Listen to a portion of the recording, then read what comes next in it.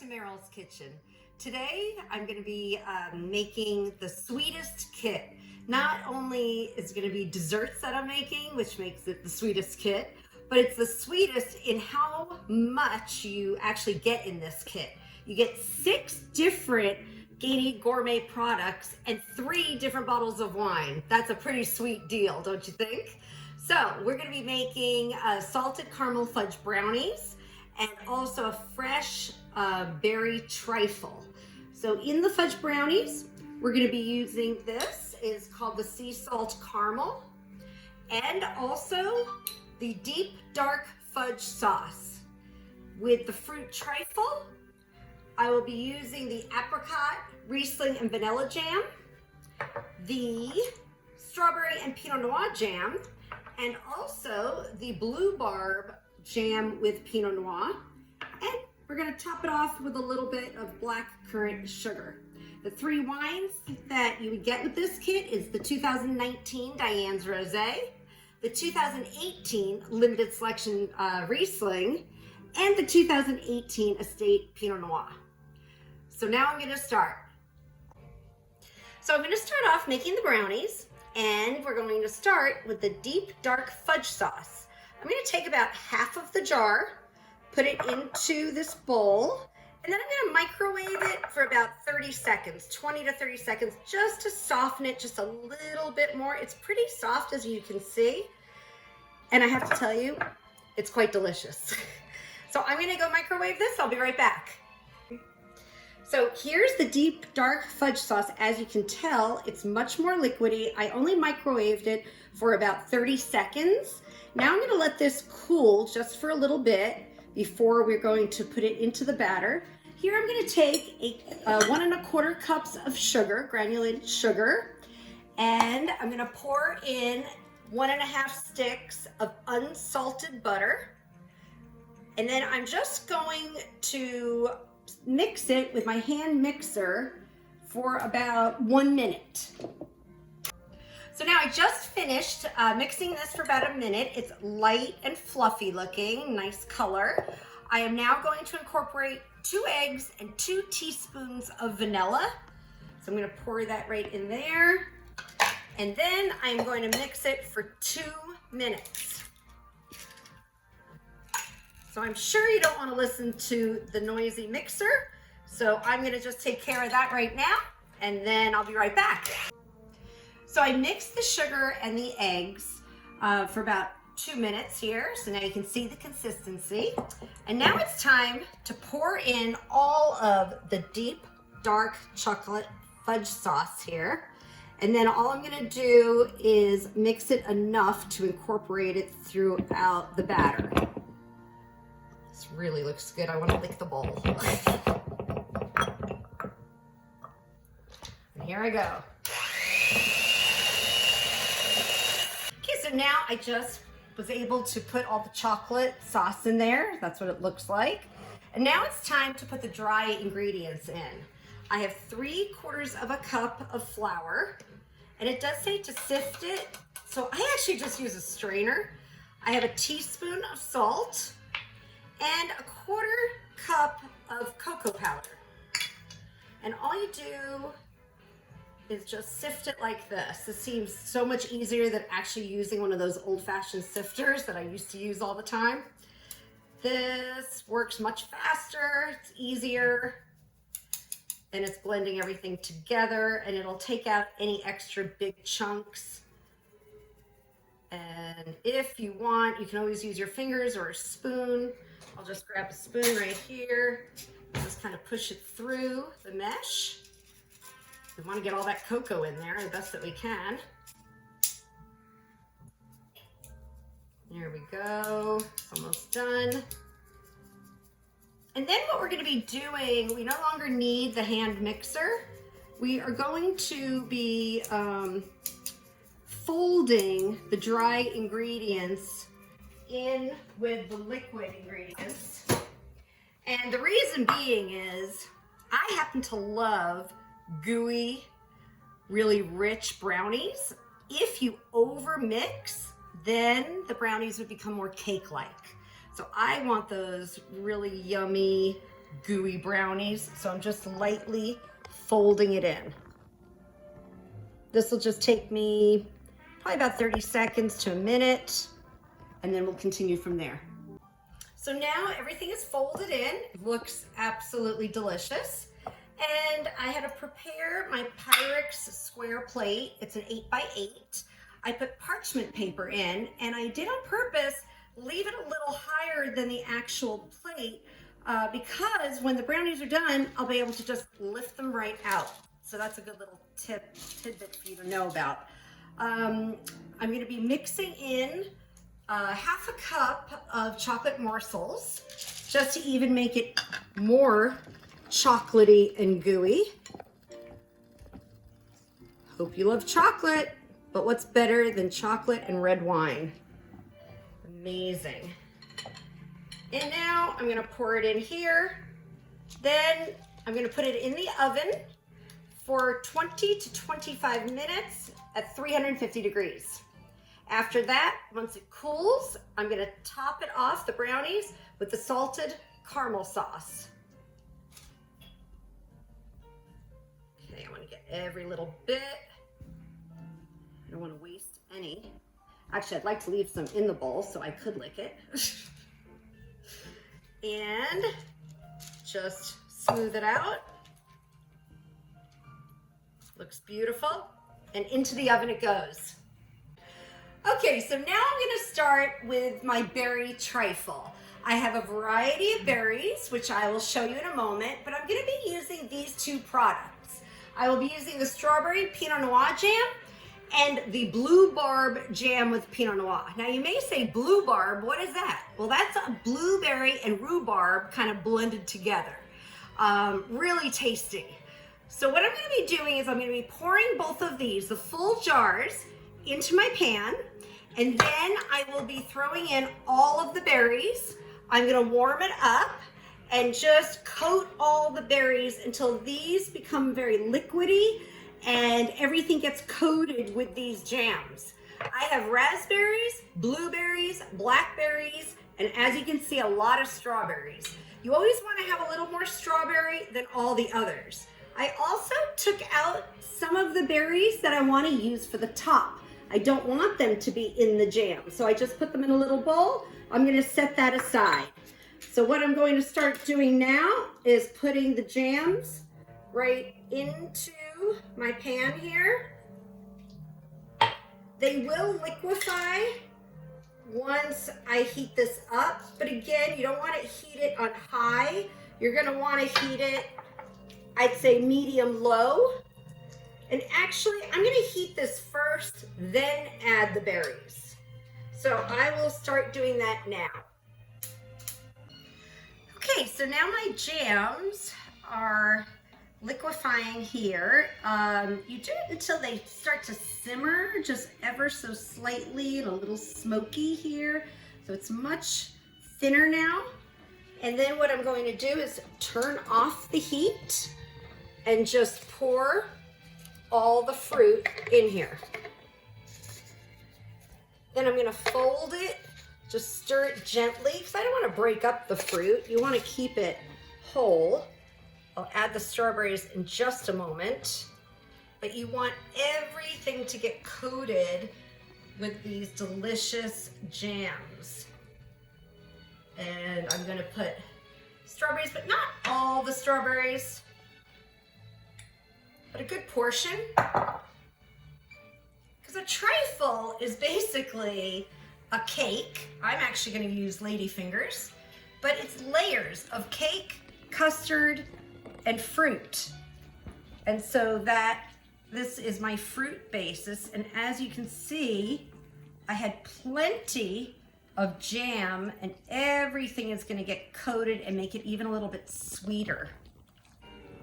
Oh my goodness. This looks so fresh and wonderful. I guess my family says I use the word fabulous often, and I do have to say, this looks fabulous. Okay, I'm gonna take it off the burner and let it cool, and then we'll go on to the next stage. So now while the fruit is cooling, I'm going to make the custard portion of the trifle. I have 16 ounces of cream cheese. That's at room temperature. I have just a little under 2 cups of confectioner's sugar. I'm gonna pour this in here, and then I'm gonna beat that. Just beat it until it's all combined.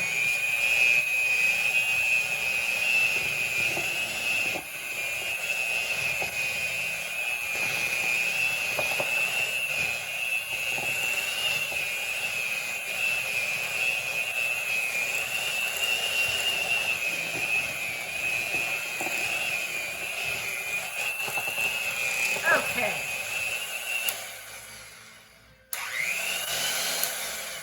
That looks really good. Now, this is what I'm going to use, this apricot, Riesling, and vanilla jam. I am going to add, and you just use judgment, but I think I'm going to put about half the jar in here.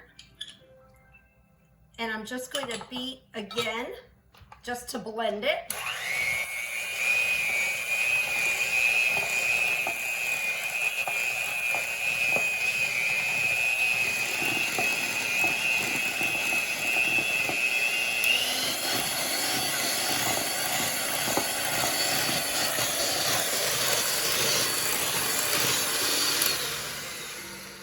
You know what?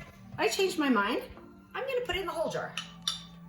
I think I want more of that yummy apricot and vanilla flavoring. This is one of our biggest sellers at Gainey. People absolutely love it so much.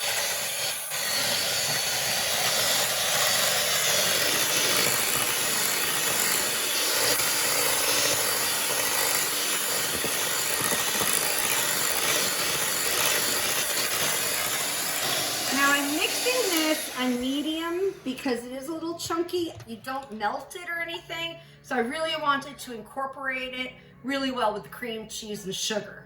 Okay, next we're going to be adding some whipped cream into this, and I'll be right back.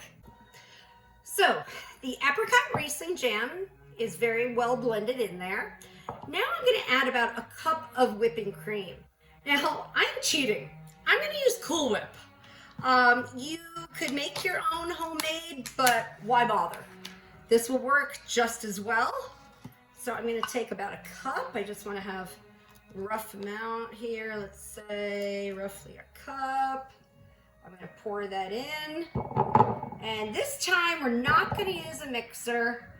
We're just going to fold it in just to mix it together, so that you're getting the whipped cream throughout the whole custard.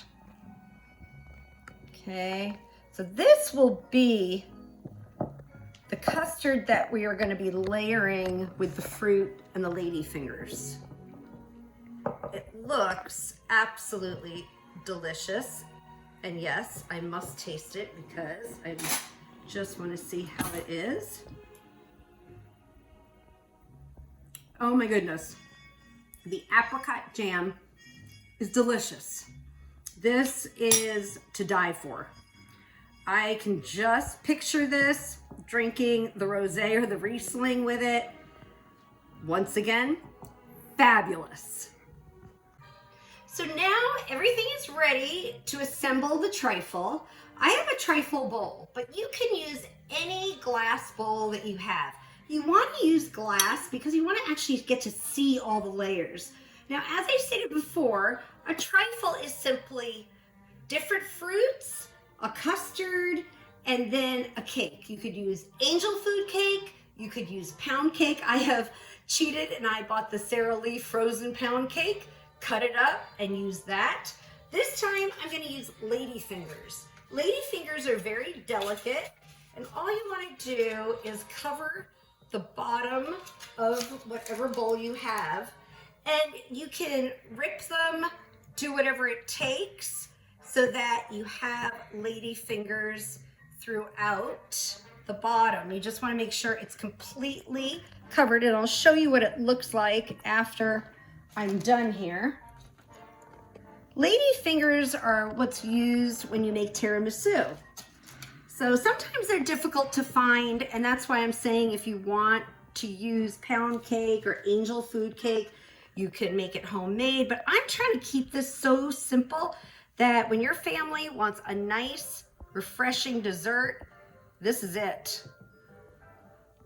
So now nothing has to look perfect. You just want it coated. So it just looks like that. The next layer is going to be the fruit. This has cooled now. So I'm just going to pour the fruit. Again, just make a nice layer. And you want to be able to see everything through the edges. And so I'm just going to use this here. You end up using about, I don't know, like 1/4 to 1/3 of the fruit, because we're going to keep layering until we get to close to the top. And next is the custard. And I'm going to put this over here. What I'm going to do is just grab another spoon to smooth it around. If it gets mixed in with the berries, not a big deal, because when you eat it, you're going to be mixing everything all together. A little bit more.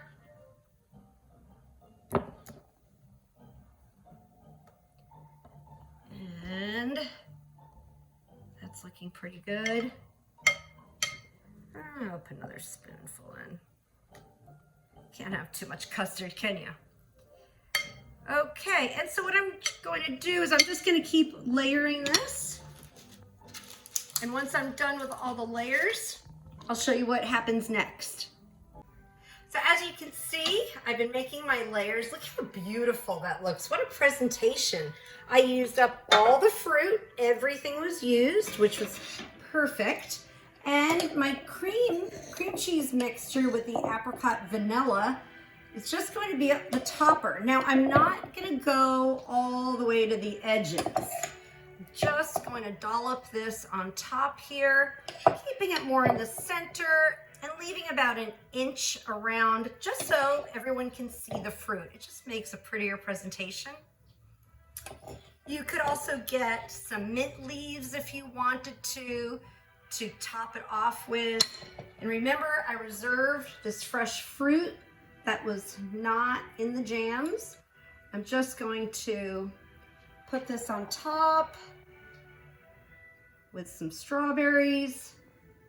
If you had a little greenery, that would look really pretty too, but not necessary. A few more blueberries I think I need. And you know, you can make this trifle the day before, put it in the refrigerator and have it the next day. It actually would set a little bit. I would put this in the fridge for possibly an hour before I serve it. So maybe you make this before dinner or make it at lunchtime since we're all home anyway, and then have it ready for dessert after dinner. I'm going to take the black currant sugar and I'm only just gonna very little bit of sprinkling it on, just to make this shine a little bit here. And you know what? I guess it just doesn't have enough sugar all in here. Okay, there we go. The trifle is done. I would pair this with the rosé and or the Riesling, and I'm going to enjoy this. Thank you. So I just took the brownies out of the oven, and as you can see, the parchment paper sticking up, I'm going to be able to just lift them right out of the pan. I'm going to place them on a cutting board, cut them up into squares, and then we'll continue from there. So I just took the brownies out of the oven. I let them cool for a little bit and cut a piece out. As you can see, they're very gooey. They look really delicious. But now, to even make it more decadent, I'm going to take from Gainey the sea salt caramel. Now this is a little trick. You just take a fork, put it into the caramel, and then you're just gonna kind of drizzle it and make a design on it. Kids have so much fun doing this. They can put their initials, they can make hearts, stars, whatever they like. And I think that's plenty right there. This is going to pair lovely with the 2018 Estate Pinot Noir. I can't wait to have both of them together. So here are the finished desserts. Trifle. And here is the caramel coated brownie. Two very different desserts. The Trifle will pair so lovely with the limited selection Riesling or the Diane's Rosé. And I definitely would put the Pinot Noir with the brownie. This whole package retails for $135. With 30% off, you get it for $95. That is a sweet deal.